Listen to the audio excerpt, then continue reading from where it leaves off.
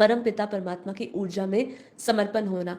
अगर आपसे कुछ नहीं हो रहा है, कुछ भी नहीं हो रहा है, मेरा ध्यान नहीं लग रहा है, कहीं पर भी नहीं लग रहा है, बार बार करने पर भी 2 मिनट बाद 5 मिनट बाद वापस भटक रहा है, तो कम से कम आप इतना कर सकते हैं, जिस भी परमात्मा में आपकी श्रद्धा है, उस परमात्मा के स्वरूप का ध्यान करके उनसे बल, उनसे शक्ति मांगे और उनसे उस ज्ञान और योग की भी शक्ति मांगे कि मुझे सही दिशा दीजिए और मुझे सही मार्गदर्शन दीजिए, और उनसे जितना प्रेम कर सकते हैं। ठीक है, जैसे आपके अंदर, मैंने कहा आपके अंदर राग है, पर वो देहधारियों के लिए राग है।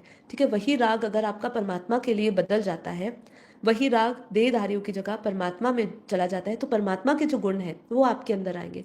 देहधारियों में जो गुण है वो उनके अंदर। अब देहधारी मतलब जो भी हमारे संबंध है, जितने भी सगे संबंधी हैं, उनके पास क्या है? उनके पास काम वासना है, उनके पास गुस्सा है। ठीक है, उनके पास लोगों को देने के लिए द्वेष है, निंदाएं हैं, यही सब चीजें हैं। ठीक है, राग का मतलब बहुत टू मच अटैचमेंट होना, किसी में बहुत ज्यादा अटैचमेंट होना, कि आपके जीवन में जब वो ना हो तो आप उसके बिना ना रह पाओ, इस तरीके का भाव आपके अंदर होना।